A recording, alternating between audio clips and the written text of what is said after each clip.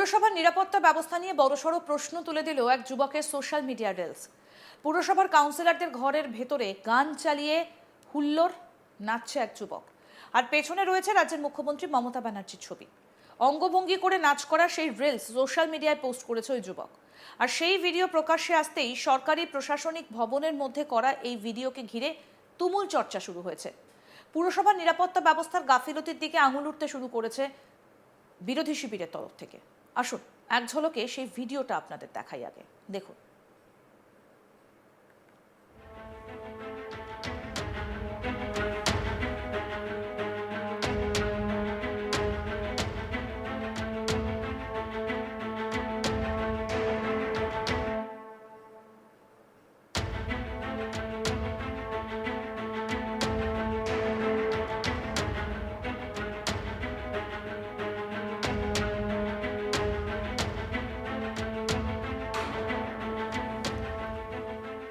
ঘটনাটা ঘটেছে বীরভূমের দুবরাজপুর পুরসভায়। ওই যুবকের নাম খুরশিদ শেখ, যার সোশ্যাল মিডিয়া অ্যাকাউন্ট থেকেই এই ভিডিওটা ছড়িয়ে পড়েছে।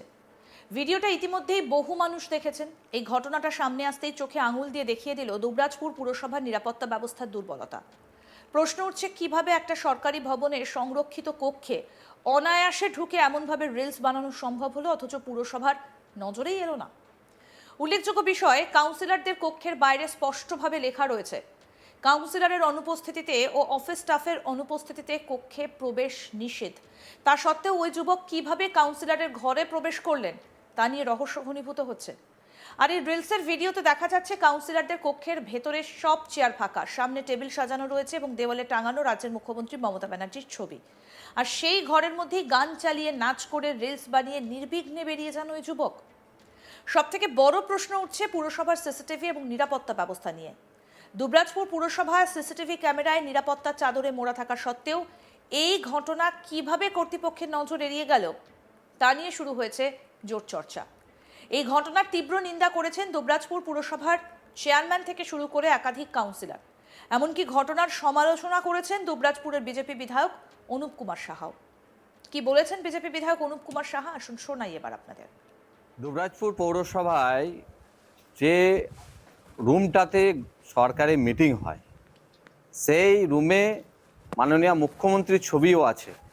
10 নম্বর ওয়ার্ডের তৃণমূলেরই এক কর্মী যেভাবে গান লাগিয়ে দিয়ে যে ধরনের অ্যাক্টিভিটি করছেন, আমার মনে হয় না একটা পৌরসভার সরকারি হলে সেখানে এই ধরনের একটা সংস্কৃতি যা সাধারণ মানুষের সামনে আসবে।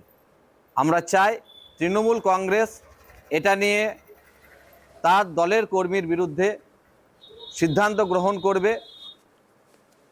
প্রশাসনিক স্তরে বিষয়টা খতিয়ে দেখার দাবি উঠছে এবং ভবিষ্যতে এমন ঘটনা রুখতে আরো কড়া নিরাপত্তা ব্যবস্থার প্রয়োজনীয়তার কথাও উঠে আসছে। আমাদের প্রতিনিধি শান্তনু হাজরা কি প্রতিবেদন তুলে ধরেছেন, আসুন দেখি। এই মুহূর্তে সোশ্যাল মিডিয়ায় রিল বানানো একটা যেন নেশা হয়ে পড়েছে। রীতিমতোই যুবক যুবতী একেবারে 18 থেকে 80 সকলেই কিন্তু রিল বানাতে ব্যস্ত। ঠিক আছে, কোথাও দেখা যাচ্ছে প্রাণের ঝুঁকি নিয়ে রিল বানাতে, কোথাও বিভিন্নভাবে। কিন্তু এবার ঘটনা ঘটে গেল বীরভূমের দুবরাজপুর পৌরসভায়। এই পৌরসভায় দেখা গেল এক যুবক অনায়াসে নিরাপত্তার ঘেরাটোপকে এড়িয়ে ঠিক কাউন্সিলরদের যে মিটিং রুম রয়েছে সেই মিটিং রুমে ঢুকে তিনি রিল বানিয়ে না একটা গানের হিন্দি গানের যে হিন্দি গান চালিয়ে রিল বানিয়ে সোশ্যাল মিডিয়ায় ভাইরাল হয়ে রীতিমতোই একেবারে রাজনৈতিক স্তরে কিন্তু প্রশ্ন তুলে দিয়েছে এই যুবকের রিলে স্পষ্ট দেখা যাচ্ছে যে কক্ষে যেখানে যে রিল বানাচ্ছে, হিন্দি গান চলছে, সেখানে তার মাথার উপরে রয়েছে রাজ্যের মুখ্যমন্ত্রী মমতা বন্দ্যোপাধ্যায়ের ছবি। অন্য তার বা কর্নারে একটু নজর করলেই দেখা যাচ্ছে বি.আর. আম্বেদকরের ছবি। রীতিমতোই এই নিয়ে আর এই ছবিগুলি থাকা সত্ত্বেও এই একদিকে মুখ্যমন্ত্রী, একদিকে এই বি.আর. আম্বেদকরের ছবি রয়েছে, সেখানে কিন্তু প্রশ্ন উঠছেই যে আর অন্যদিকে দুবরাজপুর যে পুরসভা রয়েছে সেই পুরসভায় রীতিমতোই কিন্তু সিসিটিভির চাদরে মোড়া রয়েছে। কিন্তু এই যে সিসিটিভির যে নিরাপত্তা, দুবরাজপুর পুরসভার যে নিরাপত্তা, সেই নিরাপত্তা যে রয়েছে, সিসিটিভি রয়েছে, সমস্ত কিছু এড়িয়ে কিভাবে কাউন্সিলরদের রুম কক্ষে নিয়ে ঢুকে এই যুবক রিল বানিয়ে তারপরে অনায়াসে একেবারে কারো চোখে কিছু ধরা না পড়লেন না, বিভিন্নভাবে, তারপরে কিন্তু বেরিয়ে আসলেন। কেন বেরিয়ে আসলেন কোনো কেউ তাকে প্রশ্ন করলো না।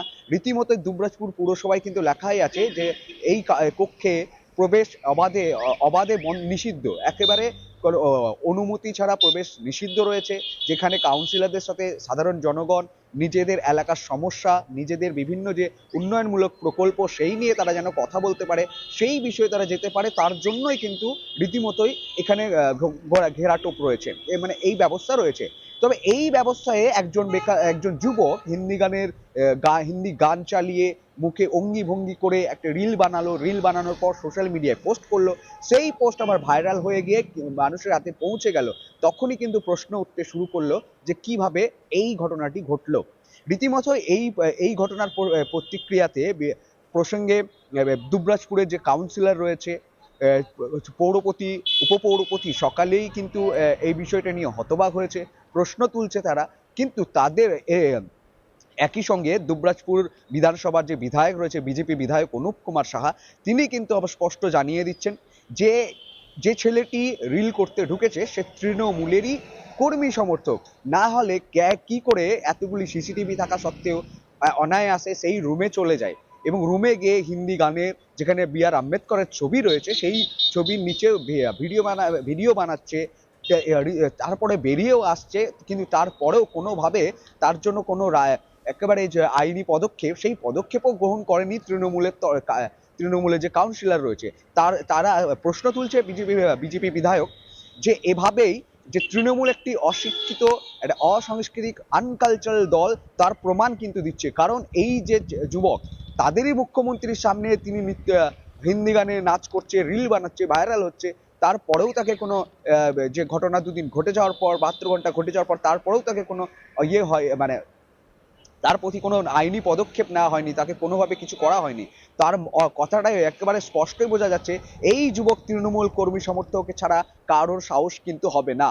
কোনোভাবে তৃণমূল কর্মী সমর্থক ছাড়া কোনোভাবেই এই যুবক সাহস করতে পারতো না তাদের এই দুবরাজপুরে পৌরসভার কাউন্সিলরদের পক্ষে গিয়ে তাদের এইরকম ভিডিও চালিয়ে রিলস বানিয়ে বেরিয়ে আসছে।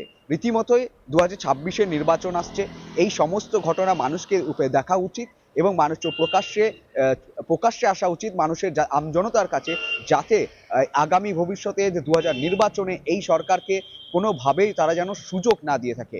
এই তৃণমূলের ঘাসফুলকে কেটে বিজেপির যে গেরুয়া শিবির পদ্মফুল, সেই পদ্মফুলকে আনুক।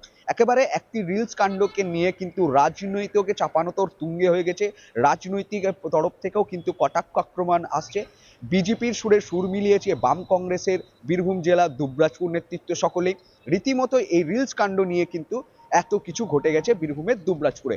অন্যদিকে ওই যুবক কিন্তু আবার একটি রিলস বানিয়ে ক্ষমা প্রার্থী চেয়ে কিন্তু ভিডিও একটি পোস্ট করেছে। কিন্তু এখানে প্রশ্ন উঠে আসছে যে ক্ষমা চেয়ে নেওয়ার পরই কি এই সমস্ত কিছু যে আইনি বিশৃঙ্খলা করা, আইনেরকে সম্মান না করা, সেই সমস্ত চিত্র কিন্তু ক্ষমা চেয়ে নিলেই কি সমস্ত ঘটনা কি মিটে যায়?